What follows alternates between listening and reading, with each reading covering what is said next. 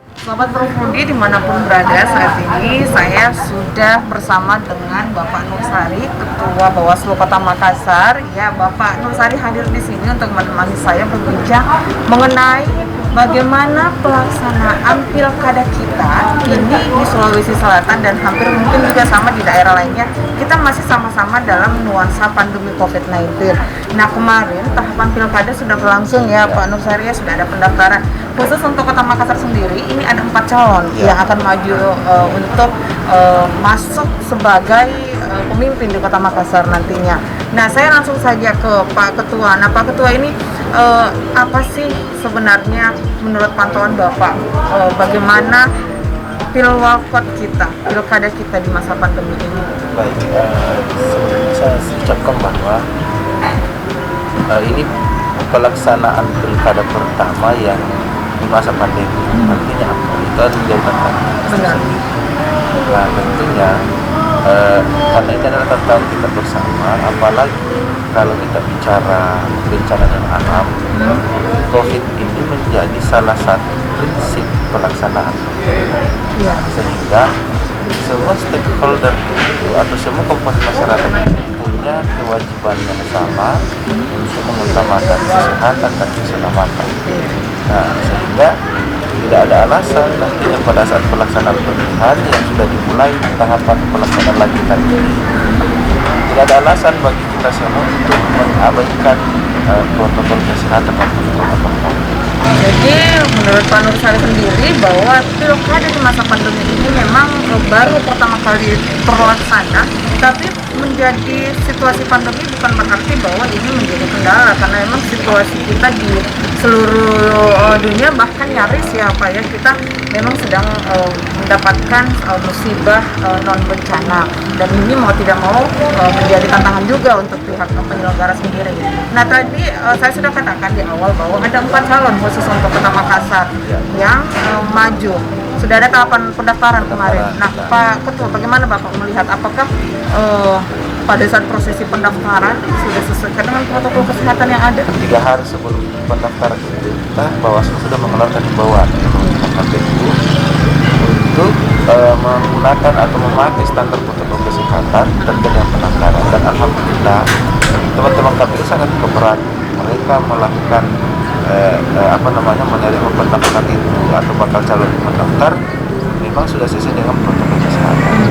Namun ini kan ada ruang hampa atau ruang abu-abu yang memang harus dikerjasamakan. Apa maksudnya? Teman-teman KPU ini kan cuma punya otoritas sampai di pagar kantor KPU. Nah, di dalam wilayahnya sampai di situ ya. Otoritasnya sampai di situ, jurisdiksinya sampai di situ.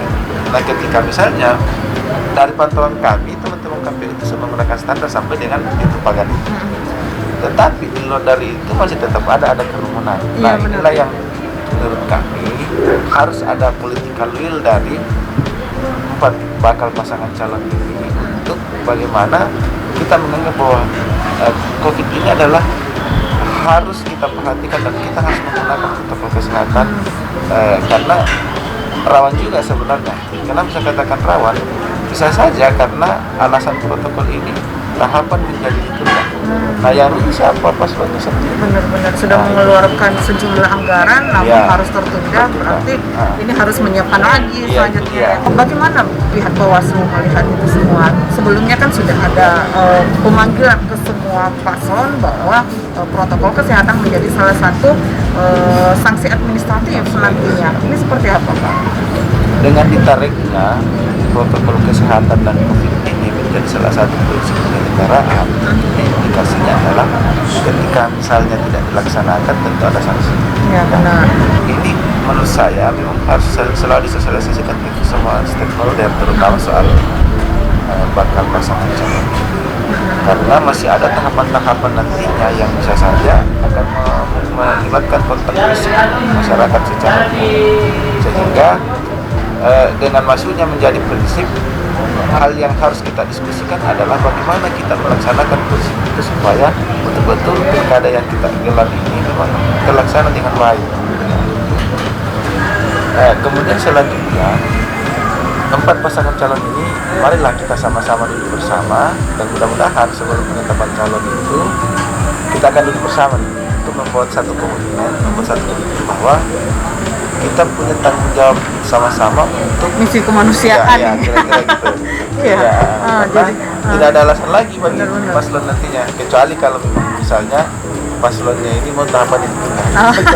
Jadi kuncinya, kalau misalnya pil walkot ini atau pilkada ini ingin segera berlanjut, kuncinya ada pada Anda semua, Ya. para paslon, bagaimana mengajak para simpatisan untuk turut serta menjaga protokol kesehatan, karena ini kita berbicara mengenai aksi kemanusiaan.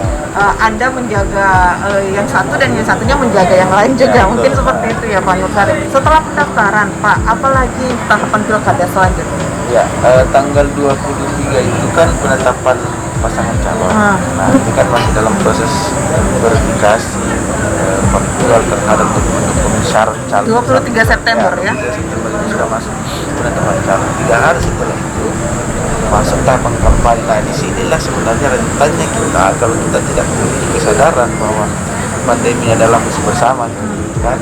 Nah, disinilah sebenarnya puncaknya atau yang menjadi kekhawatiran kami. Iya, benar. Bisa saja di masa-masa kampanye, Jangan sampai ada klaster baru lagi. Iya.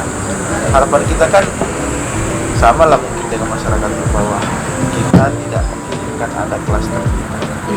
Tanggal 23 September ini sudah mulai penetapan Pak ya. Apakah memang sebelum itu ini sudah tanggal 17 kalau tidak salah, tanggal 17 apakah ada mungkin ajakan ataupun mungkin diskusi dengan semua paslon untuk tahapan selanjutnya? Ya, kami sudah siapkan sebelum tanggal 24 atau sebelum tanggal 23 lah.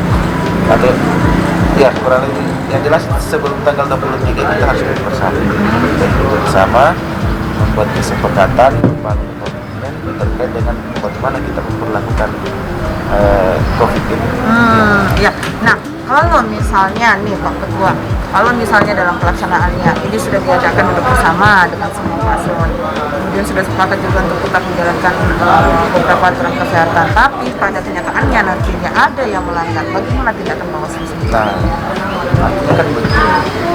Kalau apalagi kita akan bicara Makassar kan sifat kayaknya itu lebih Iya, banyak benar. Makanya, nah kalau misalnya sudah kami ingatkan, kemudian kami sudah sampaikan berkali-kali, namun tetap ada yang melakukan seperti itu, bagi kami tidak ada alasan untuk tidak melakukan penindakan atau tidak memberikan Sanksi tegas yang diberikan oleh Bawaslu sendiri seperti apa ini? Nah, kalau misalnya kemudian kami melihat bahwa memang ada potensi seperti itu dan gugus tugas atau satgas COVID mengeluarkan rekomendasi bahwa kemungkinan akan berpotensi terjadi klaster baru atau penyebaran COVID ini, bisa saja kita keluarkan rekomendasi. Jadi ini dia, sebelum semua memutuskan akan ditunda, mari kita saling menjaga diri. Ya. Oke. Nah, menarik juga ini ya. Beberapa pekan lalu sempat juga ada keluar statement ini baik dari Bapak PJ Wali Kota Makassar, Prof. Jamaluddin, juga Bapak sendiri ini ya, yang mengatakan bahwa soal netralitas ini Pak ya. Jadi menjelang pilwalkot ini ya Makassar yang menjadi salah satu daerah yang cukup berpotensi ya. Bagaimana kira-kira ketika ada salah satu ASN yang ternyata berpihak?